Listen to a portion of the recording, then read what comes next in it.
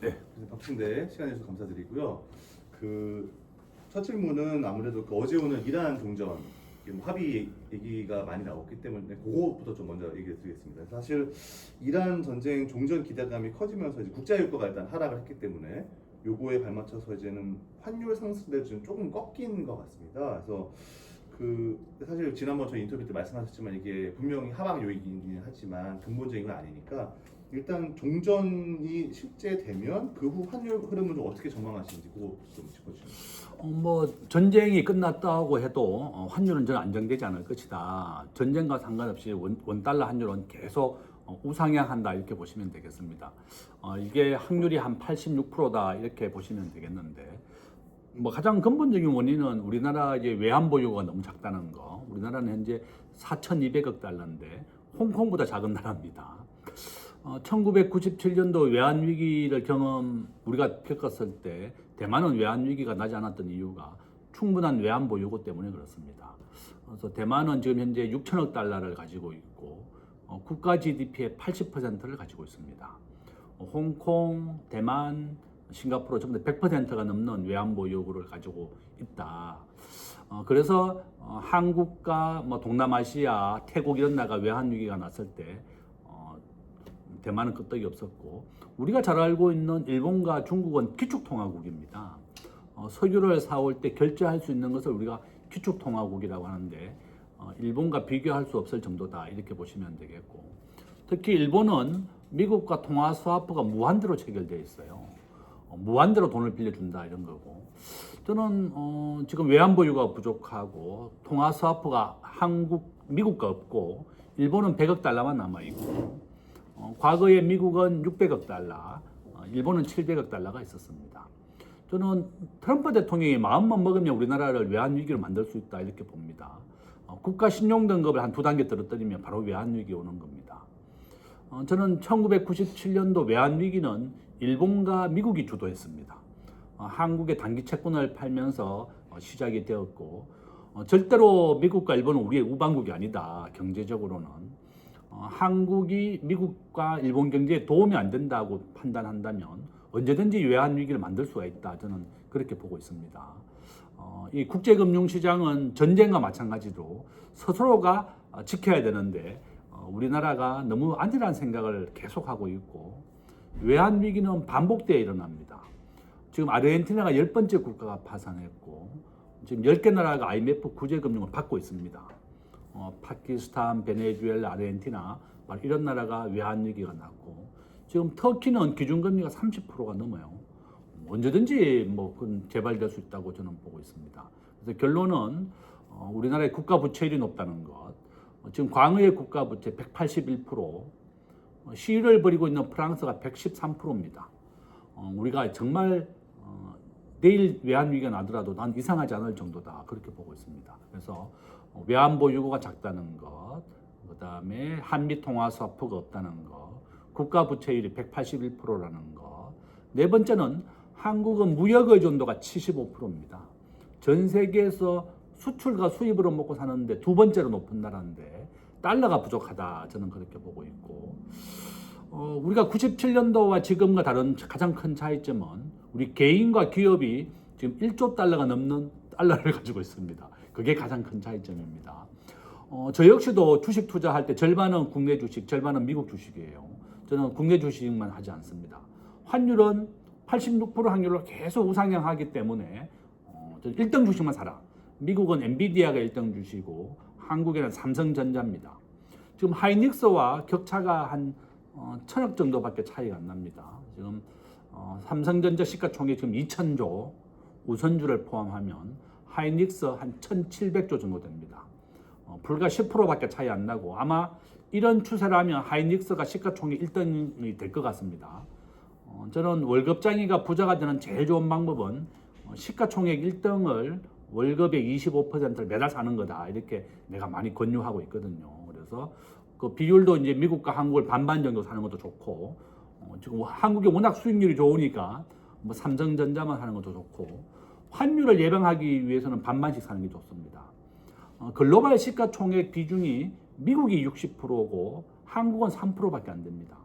그러니까 어떻게 보면 비율대로 한다 그러면 한 70%는 미국 주식, 30%는 한국 주식을 사야 되는 거다 이렇게 보고 있습니다.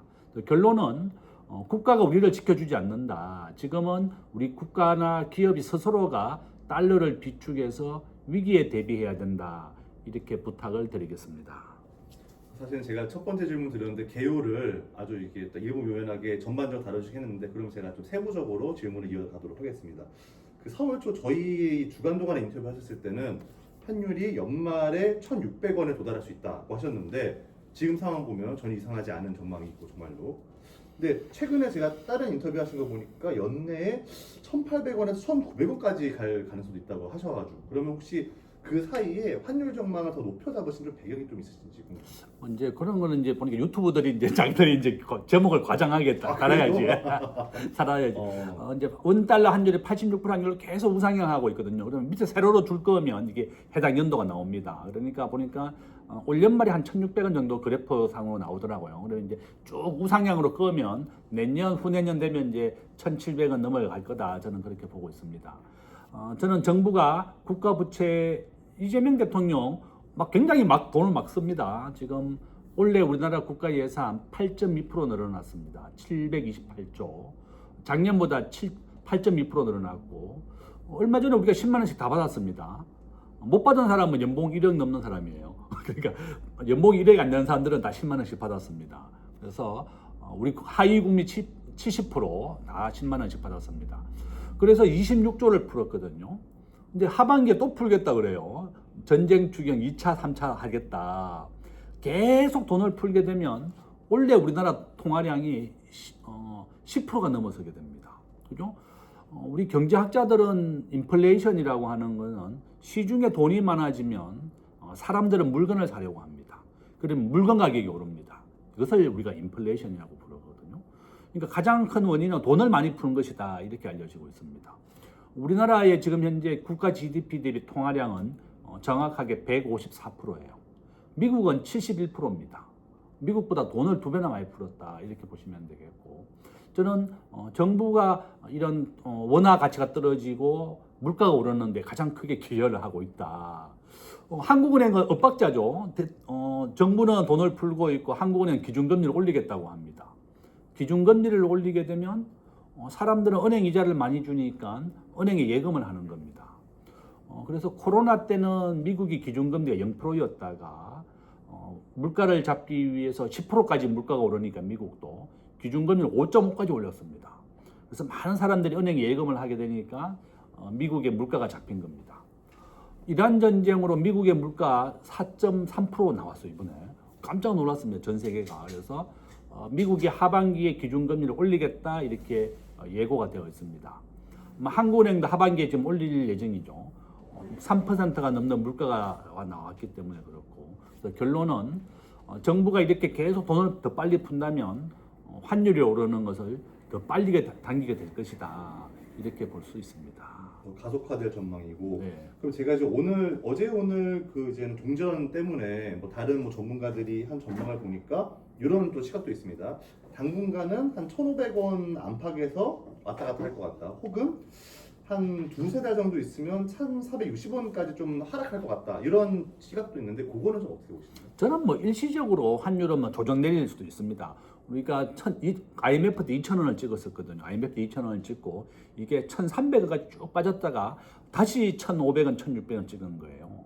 이게 원천적으로 우리 대한민국은 전 세계에서 원화가 결제되는 순위는 40위입니다. 야, 충격적입니다. 우리 원화는 그 누구도 받아주지 않는다. 세계 40위. 태국이 10위거든요. 우리 원화가 40위입니다. 헝가리가 20위, 제일 낮더라고요. 왜 이렇게 낮은 겁니까? 우리 대한민국은 제조업은 육성했지만 이 금융을 육성하지 않았기 때문에 이런 상황에 맞았다. 저는 그렇게 보고 있고, 우리 원화는 전 세계에서 40위권, 0.1% 정도만 이용되고 있습니다. 이번에 스페이스X가 상장이 됐는데 한국은 한 주도 못 받았잖아요. 가장 큰 이유가 글로벌 주식에서 미국이 60%를 압도적으로 차지하고 있습니다. 전 세계 주식의 60%는 미국이 차지하고 있고 한국은 3%, 일본이 한 6% 정도 됩니다. 이렇게 한국은 금융은 약하고 원화는 세계 40위, 주식시장보다 더 취약하죠. 과거에 한국은 주식시장은 전 세계 1.5%였습니다. 삼성전자가 이렇게 크게 오르면서 지금 3%까지 올라왔지만 과거는 1%밖에 안 됐다 이렇게 보시면 되겠습니다. 그 정도로 한국은 원화가 정말 취약한 나라다. 그래서 스페이스X가 한 주도 배정하지 않았던 이유다. 저는 그렇게 보고 있고 이렇게 원화가 경쟁력이 없는 겁니다. 정부가 제조업은 육성은 했지만 사람 몸의 피와 같은 존재가 금융인데 이 금융을 육성하지 않았기 때문에 한국은 외환 위기에 노출되어 있고 우리나라가 지금 현재 외환보 요구가 한국은행은 적정하다. 일부 학자들은 적정하다 이렇게 얘기하는 사람들도 있는데요. BIS 국제결제은행이 한국의 적정한 외환보 요구는 한 9,200억 달러다. 산술식을 제가 계산해서 산출한 겁니다. IMF는 우리나라에 한 7천억 달러 정도 있어야 된다. 이렇게 권고했습니다. 20년 전에 권고한 금액이에요. 그러니까 이게 계속 올라가는 겁니다. 우리나라는 전체 주식시장의 33%가 외국인 지분입니다. 그러니까 외국인 지분이 3분의 1이 일시에 빠져나간다. 이런 걸 가정해서 계산하는 거거든요. 그래서 이제 그렇게 따져본다 그러면 우리나라는 9,200억 달러가 넘는 외환보유고를 비축해야 되는데 지금 절반도 안 되고 있다. 이렇게 보시면 되겠고 러시아가 지금 우리나라하고 GDP가 똑같은 1.8조 달러인데 8천억 달러를 가지고 있습니다. 우리의 2배가 넘는다. 저는 이렇게 외환보유가 너무 부족하고 한국은행은 충분하다. 일부 학자들도 충분하다고 얘기하니까 제가 한국은행이나 기재부 관계자들한테 물어보죠. 충분한데 왜 환율이 그렇게 오르느냐? 그러면 환율이 오르는 이유를 설명해봐라. 이러면 이제 자기들도 모르겠다. 뭐 이렇게 얘기하죠. 이게 대만의 사례를 봐라. 저는 97년도 외환위기가 나고 난 다음에 왜 한국이 외환위기를 맞았는지 지난 20년간 연구를 한 사람입니다. 그 책도 썼고 제가 좀 더 책도 한 권 드릴게요.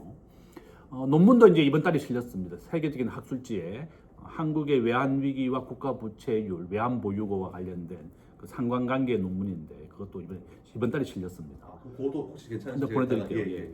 이 정도로 한국이 절대로 안심할 상황이 아니라는 겁니다. 저는 반복되어 외환위기는 옵니다.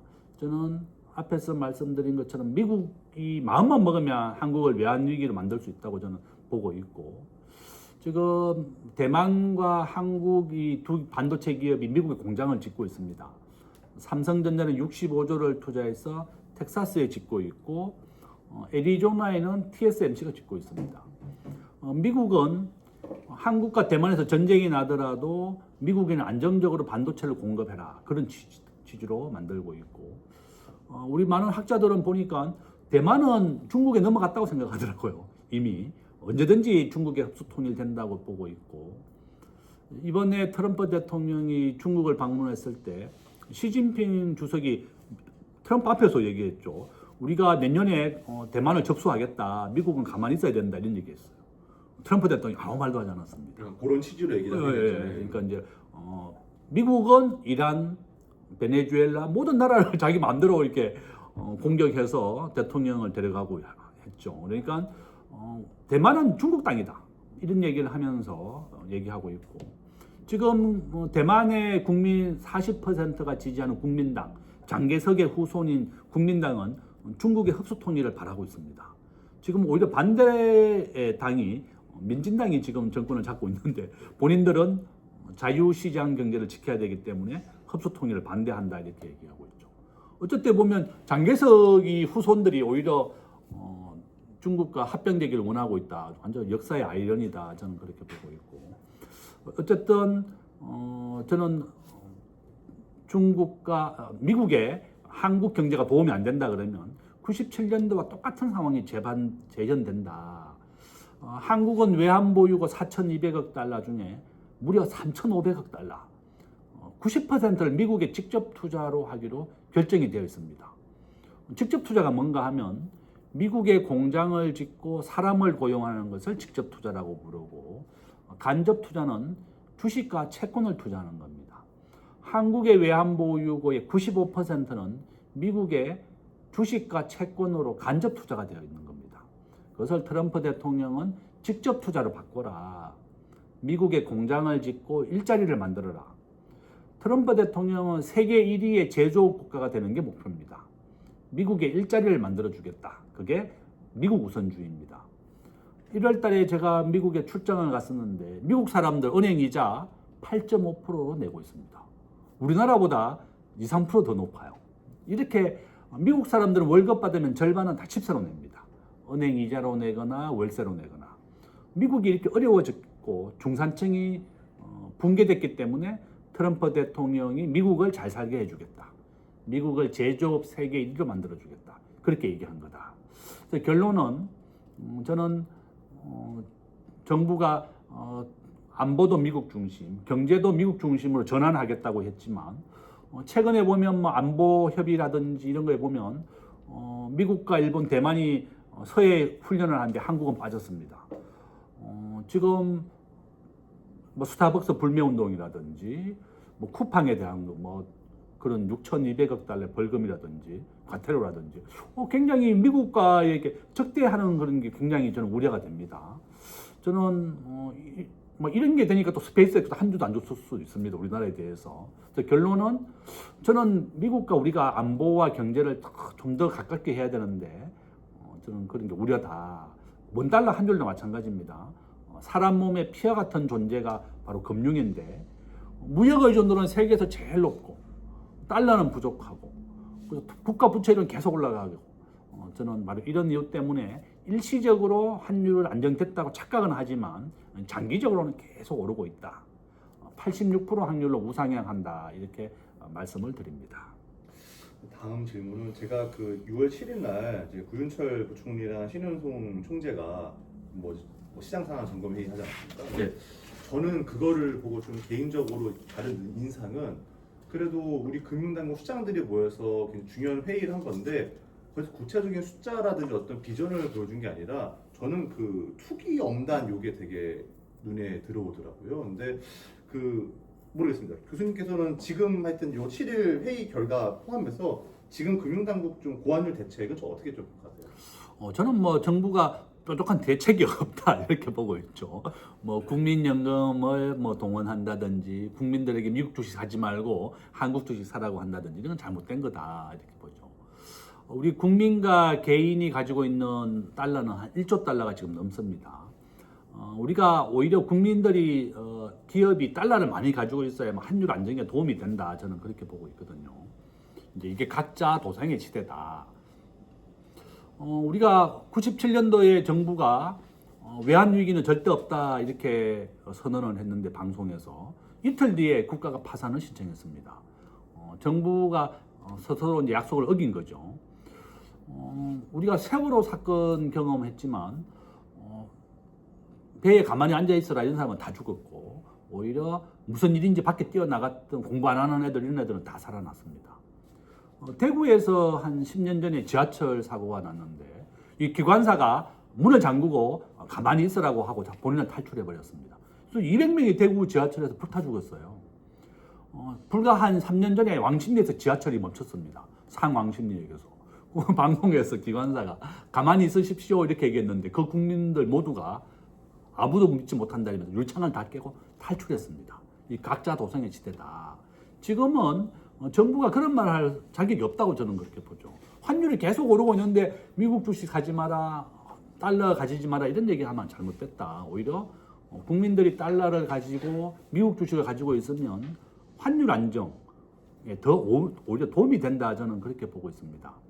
뭐 최근에 외국인들이 스페이스X 주식을 사기 위해서 20일 이상 계속 한국 주식을 팔게 되니까 환율이 막 1,560원까지 올라왔었잖아요.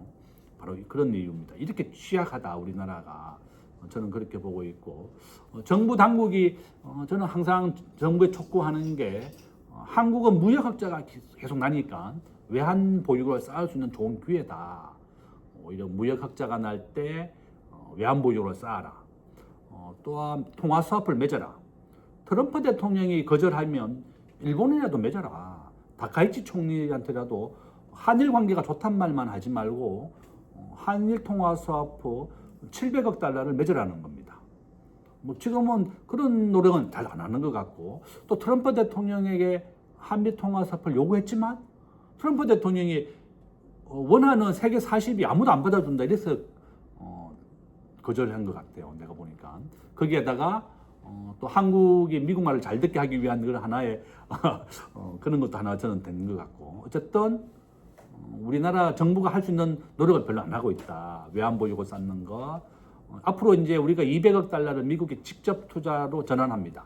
이제 매년 한국에서 200억 달러씩 미국으로 공장을 짓는 데 투자하게 됩니다. 1,500억 달러는 미국 조선에 보증을 서게 됩니다. 그러면 외환보유고 90%가 다 미국에 직접 투자로 전환된다는 겁니다. 정말 대비를 해야 된다. 정부 당국이 실질적인 조치를 하지 않아서 저는 문제다. 저는 그렇게 보고 있습니다. 오히려 이제 개인 투자자들이 이제는 그 주식 형태로 달러를 가지고 또 우리 기업들도 지금 달러액을 많이 쌓아놓고 있는데 이게 정부에서 뭐라고 지적할 게 아니라 오히려 우리 환율 안정에 도움이 되는 거죠. 그럼요. 오히려 이제 삼성전자는 텍사스의 반도체 공장이 올해 완공이 되는데 65조를 투자했습니다. 현대자동차도 30조를 투자해서 공장을 짓기로 했고 하이닉스도 미국에 지금 공장을 더 짓고 있습니다. 우리나라에 지어야 될 공장들이 지금 미국을 다 옮기고 있습니다. 미국의 관세 15%를 물지 않으려면 미국의 공장을 지어야 됩니다. 정부가 기업하기 좋은 나라를 만들겠다. 말은 그렇게 했는데 작년에 법인세를 1% 올렸습니다. 전 세계 법인세는 평균이 21%, 한국은 26%예요. 아니 전 세계가 세금을 낮춰서 일자리를 만드는데 주력을 하고 있는데 지금 정부만 반대로 가고 있는 겁니다. 트럼프 대통령은 법인세를 21에서 15%까지 낮추고 세계 제조업 1위가 되겠다는 게 목표입니다. 우리나라 대학생 취업률 오늘 현재 44%입니다. 정확하게는 43.6%입니다. 절반도 대학을 졸업하고 취업을 못한다. 왜냐하면 한국에 지어야 될 공장들이 다 미국이라든지 베트남, 인도로 옮기고 있습니다. 지금 우리나라에서 스마트폰을 한 개도 만들지 않습니다. 다 외국에서 만들어 옵니다. 베트남, 인도에서. 그죠?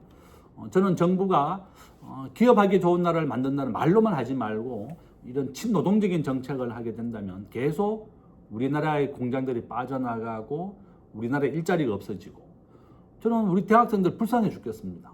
절반도 취업을 못하는 거예요. 제가 있는 세종대학은 70% 이공계 대학입니다. 우리나라에서 가장 많은 공대 비율을 가지고 있습니다. 일부러 공대를 계속 키우고 있습니다. 지방에 가면 막 문과는 진짜 취업난이 심각하다. 대학도 문을 닫고 있지만 취업률이 더 어렵다는 겁니다. 결론은 정부가 친노동적인 정책이 아니라 노사 간의 균형 있는 정책을 만들어주고 또 기업하기 좋은 나라. 나는 우리나라의 4차 산업혁명 우버 같은 것도 허용해라. 지금 길에 다니고 있는 우버는 기존 택시에다가 우버 간판을 붙인 겁니다. 외국인들이 너무나 불편하기 때문에 우리 간판을 붙여준 거죠. 저는 우버만 허용해도 한 30만 개 일자리가 생길 거라고 봅니다. 진정한 우버는 집에 있는 자가용을 택시 영업을 하는 겁니다. 그 택시 기사가 반대해서 우리나라가 금지됐죠. 저는 우리가 1800년도 개화기 때 과학기술을 받아들이지 못해서 우리나라가 망하고 일본의 지배를 받았습니다. 일본은 과학기술을 받아들이고 혁신을 해서 우리나라를 공격했는데 지금은 똑같아요. 우리나라. 그 당시하고 똑같이 전 세계에서 스마트폰을 가장 잘 만드는 나라가 우버 같은 신산업을 다 금지했습니다. 현대자동차가 무인자동차 시험 가동을 못해서 미국 라스베가스에서 시험 가동을 하고 있습니다. 정말 한국이 계속 이런 방향으로 나아간다면 4차 산업혁명을 금지하고 법인세는 제일 세계에서 높게 만들고 그렇게 한다면 정말 한국 경제 어려워지고 지금 현재 우리 학자들은 경제 성장률 2%가 아니라 앞으로 1.7%, 1.5% 계속 내려갑니다. 우하향하고 있습니다. 우리나라. 정말 정부가 혁신하고 변화하지 않는다면 정말 한국 경제가 어려워지고 환율은 반대로 올라가는 거다. 이렇게 또 말씀을 드립니다. 다음은 좀 이게 또 큰 질문인데 그러면 교수님께서는 현 시점에 외환위기 가능성을 좀 얼마 정도로 보시는지 왜냐하면 두 가지인 것 같습니다. 아까 이제 미국이 어떤 주도하는 안보나 경제 시스템에 우리가 이제 어긋나게 되면 미국이 하시라도 우리를 뭐 외환 위기로 몰아갈 수 있다. 근데 저는 한편으로는 아무튼 우리가 우방인데 설마 그러겠느냐 약간 그런 의문심이 들고 두 번째로는 또 일각에서는 그 97년 구제금융 때와 다른 게 우리 경제가 경상수지가 굉장히 큰 흑자기 때문에 펀더멘탈이 강하다. 그래서 위기가 올 가능성이 낮다고 이런 큰 두 가지 정도 좀 의문이 들어서 요거는 좀 어떻게 보시는지. 첫 번째는 97년도 외환 위기도 일본과 미국이 주도했습니다. 일본이 한국의 단기 채권을 매각하게 되면서 이렇게 우리가 무너졌었고, 그 미국도 같이 따라 팔았었죠. 우리가 잘 알고 있는 국민은행은 외국인 지분이 80%입니다. 이미 그 국민은행은 지분을 80% 외국인들이 다 가지고 있어요. 미국이 많이 가지고 있죠. 그래서 지금은 이제 지분을 많이 가지고 있다고 해서 그것도 외국인 기업이라고 봐서는 안 되고, 그 기업이 어느 나라에 위치해 있고 어느 나라 국민을 고용하고 있느냐가 더 중요한 겁니다. 롯데는 전체 근로자의 70%가 한국인, 30%는 일본 사람. 쿠팡도 마찬가지입니다. 쿠팡은 한국에 100% 사업을 하고 있습니다. 단순하게 지속 지분만 미국이 많이 가지고 있지만 이것은 한국 기업이다 마찬가지로 이렇게 봐야 된다. 저는 그렇게 보고 있고, 트럼프 대통령이나 일본의 입장에서는 한국 경제가 미국에 도움이 안 된다. 한국이 계속 뭐 친중국이라든지 또 반미라든지 이런 걸 한다 그러면 저는 굉장히 미국이 이번에 이제 쿠팡 사태도 그랬고 뭐 스타벅스도 마찬가지고 굉장히 한국이 너무 좀 친시장적인 경제 정책, 시장 경제에 위배된다고 생각하고 있는 것 같은 게 우려가 된다는 겁니다. 저는 그런 것 때문에 트럼프 대통령이 한미 통화 사업을 해주지 않았다. 저는 그렇게 보고 있습니다. 좀 한국이 자기가 원하는 대로 또 미국과의 반대되는 그런 의사 표현이라든지 당연히 서해 훈련을 한다 그러면 우리나라도 적극적으로 미국과 협력을 했어야 되는데 그런 건 지금 빠져 있습니다. 저는 그런 게 우려가 된다 이렇게 보고 있고, 아까 앞에서 말씀드린 것처럼 일본과 미국이 97년도 외환 위기를 주도했다 이런 걸 우리가 명심해야 되겠고, 우리 국제금융시장에서는 전쟁과 마찬가지입니다. 나라를 스스로 지키는 자주국방을 해야 되는 것처럼 외환시장도 스스로가 지킬 수 있어야 되는 겁니다. 대만은 외환보 유고를 6천억 달러, GDP의 80%까지 비축하면서 97년도에도 우리가 나라가 다 파산했을 때 전혀 겪지 않았다. 가장 제일 방어막은 외환보 유고고 그 어떤 나라도 믿지 않는다. 대만입니다.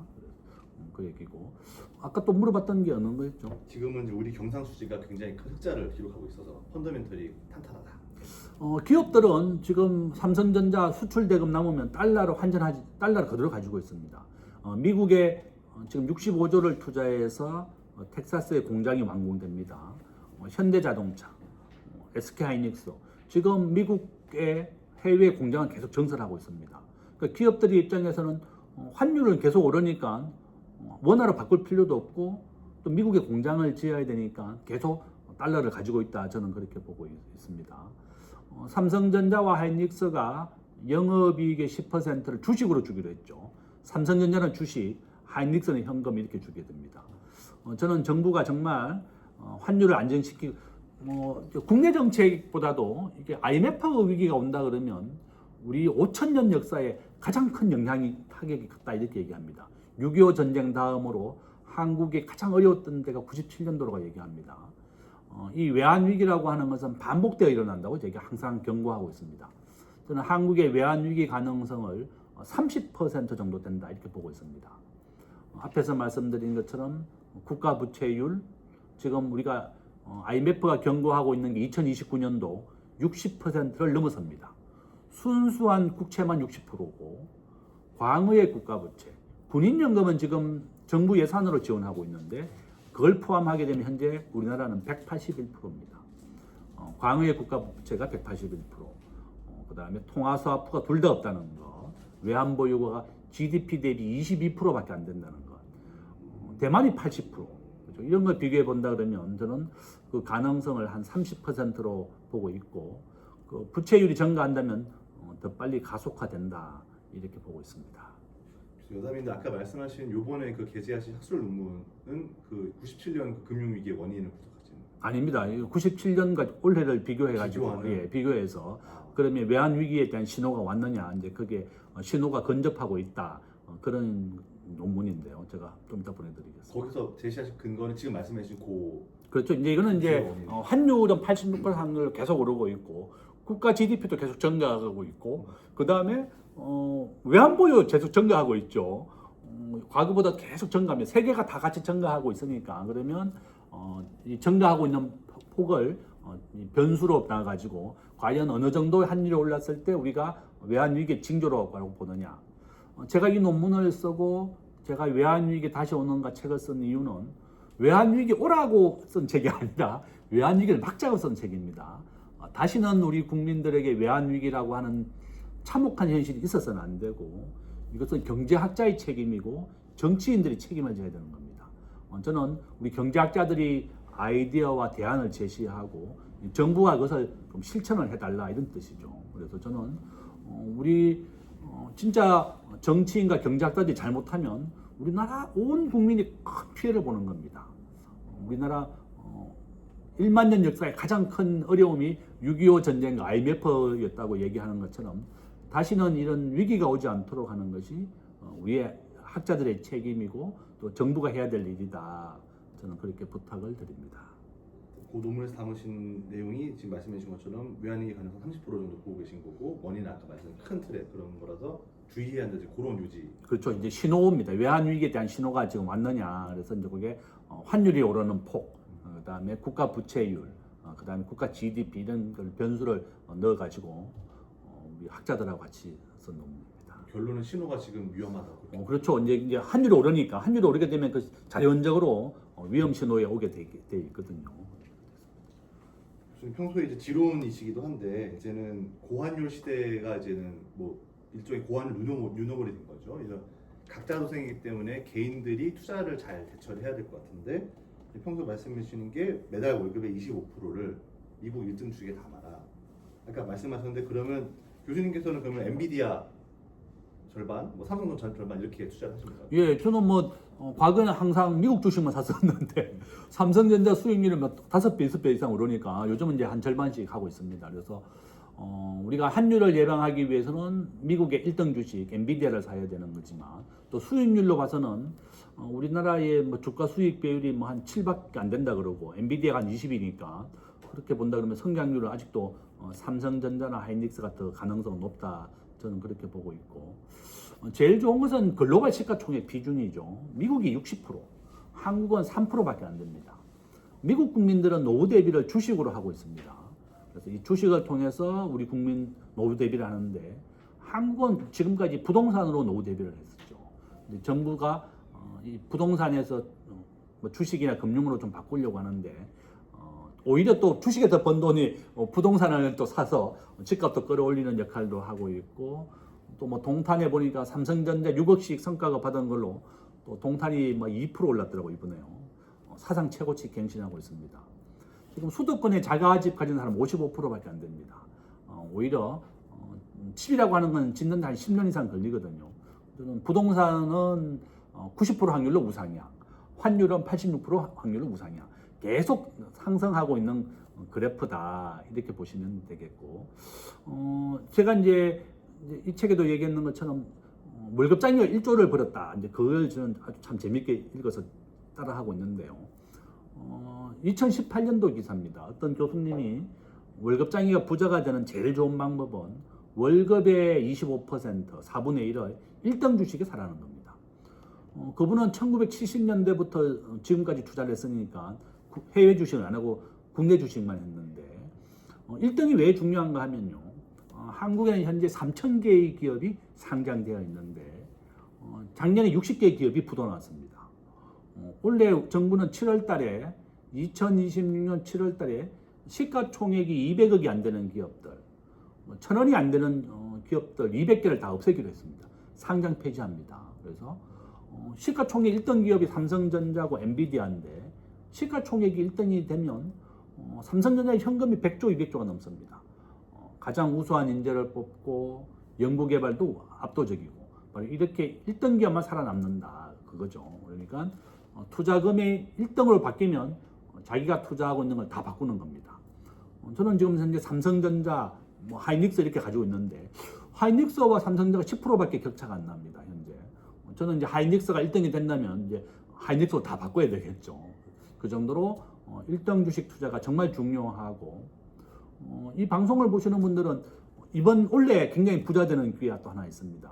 11월 달에 반포 1단지 분양을 합니다. 반포 일대 2,000세대 분양을 해요. 1,800세대. 당첨과 동시에 50억 남습니다. 한국에서 제일 빨리 부자가 되는 방법은 청약 통장이다. 이렇게 보고 있고, 반포 1단지가 18평은 14억에 분양했습니다. 지난달에. 당첨과 동시에 20억 남았습니다.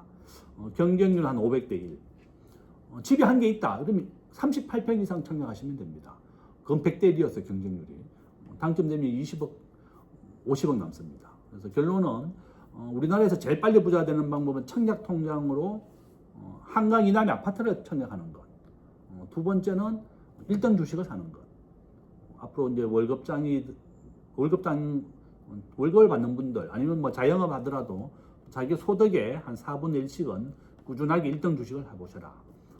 미국 엔비디아가 5조 달러, 8천조 정도 됩니다. 8천조 원. 삼성전자 2천조 원. 4배 정도 크다. 이렇게 보시면 되겠고. 1등 주식이 가장 잘 살아남는다. 저는 1등 주식이 바뀌면 또 바꾸는 겁니다. 현재 미국은 엔비디아, 애플, 구글 1, 2, 3등이고 한국은 삼성전자, 하이닉스 이렇게 또 말씀을 드립니다. 끝으로 그 지금 뭐 삼성, 한익 말씀해 주셨는데 아주 뭐 좋죠. 실적도 너무 잘 나오고 있고 주가도 오르는데 근데 문제가 코스피 전체로 보면 이런 양대 대장주 포함해서 그 대형주 쏠림이 굉장히 심하고 경제 전체로 보면 이렇게 금융시장하고 실무 경기는 요새 너무 안 좋으니까요. 이게 괴리가 커지는 것 같은데 이런 뭐랄까요? 뭐 금융시장의 양극화, 경제의 양극화가 지금 뭐 우리 경제 펀더멘털이나 뭐 중장기적으로 환율에는 좀 어떤 영향을 끼칩니까? 저도 굉장히 우려스럽습니다. 이게 이제 반도체가 꺾이면 어떻게 될 것이냐. 지금 뭐 반도체에 대한 고점 논란도 있어서 최근에 한 20% 조정을 받았다가 다시 이제 원상 회복이 되고 있는데 최태원 회장이나 젠선황 이번에 와서 7번 만났는데 일단 공급량을 2배 늘리겠다. 앞으로 계속 공급이 부족하다 이런 얘기를 해서 2030년까지 공급을 2배 늘리겠다 이렇게 얘기가 됐습니다. 어쨌든 주식시장에서 만약에 미국이 기준금리를 하반기에 올립니다. 지금 삼성전자와 하이닉스 주가가 올랐던 가장 큰 이유는 미국의 데이터 센터를 정설하게 되면서 이 메모리 반도체가 과거에 1달러 하다가 지금 13달러입니다. 13배 정도 올랐습니다. 그 데이터 센터의 정설 때문에 메모리 반도체가 가격이 10배 이상 올랐고 만약에 미국이 기준금리를 올려버리게 되면 이런 빅테크 기업들 아마존, 테슬라 뭐 이런 기업들이 낮은 금리로 대출을 받아서 데이터 센터를 만들어야 되는데 그 정설을 못하게 되면 또 주가가 내리게 되는 거죠. 결론은 저는 뭐 개인적으로 앞으로 인공지능이 한 10년 정도는 계속 갈 거라고 보지만 우리가 그런 것을 예측은 하지만 항상 또 시장은 바뀐다. 이제 항상 염두에 둬야 되고 너무 무리하게 대출 받아서 주식 투자는 하지 마시고 자기 소득의 4분의 1 정도 또 자기가 원금과 이자를 갚을 수 있는 범위 내에서 해야 되겠고 반도체를 제외하고 나머지 유통업 지금 홈플러스 뭐 지금 굉장히 어려운 상황이 부도날 지경에 있죠. 뭐 2달간 지금 연기되어 있는 상태고 유통업, 건설업 이런 분야들이 굉장히 어렵습니다. 우리 서민 경제에 가장 크게 도움을 주고 영향을 주는 게 건설, 부동산인데 중대재해법이라든지 규제 강화 때문에 주택 공급이 급감을 하고 있습니다. 우리나라 서울에는 수도권에 한 3만 세대가 집이 있어야 되는데 올해는 1만 세대, 내년에는 8천, 후년에는 6천 세대 공급이 줄어듭니다. 그래서 집값이 계속 오르고 있는 거다. 저는 그렇게 보고 있고 정부가 말로만 기업하기 좋은 나라 뭐 이런 말을 막지 말고 정말 진정으로 기업하기 좋은 나라를 만들고 기업을 우대하는 정책 진짜 법인세도 세계 평균 21%로 낮추고 또 친노동적인 정책이 아니라 노란봉투법도 수정을 해서 균형 있는 정책을 해주고 그래야만 이 양극화가 극복이 된다. 서울 내에도 노원구, 도봉구하고 서초구와 집값이 7배 차이 납니다. 서울 내도 이렇게 7배 차이 나고 산업도 반도체와 건설, 유통 지금 상가 보시면 주변에 보면 상가 지금 절반이 공실입니다. 정말 심각하다. 저는 우리 학자들은 온라인이 전체 소매 금액의 현재 60%예요. 전부 다 60%가 온라인으로 판매됩니다. 앞으로 80%까지 늘어난다 이렇게 보고 있고 이 공실률은 더 어려워진다 저는 그렇게 보고 있습니다. 결론은 정부가 기업을 우대하고 기업하기 좋은 나라를 만들어라. 싱가포르는 법인세가 17%, 아일랜드는 12%입니다. 세금을 낮추어서 기업을 유치해서 일자리를 만들어야 됩니다. 아일랜드는 법인세를 12%까지 낮추고 메타, 아마존 전부 다 본사가 아일랜드에 있습니다. 유럽의 본부가 가장 세금이 낮으니까 그 나라에 와서 본부를 옮기고 전체 국민의 20%가 다국적 기업에 근무합니다. 저는 우리나라도 박리담에다 법인세를 올려서 세금을 거둘 생각을 하지 말고 세금을 낮추면 더 많은 기업이 한국에 온다. 저는 그렇게 부탁을 드리겠습니다. 예, 오늘 인터뷰 말씀은 여기까지 듣도록 하겠습니다. 예, 감사합니다.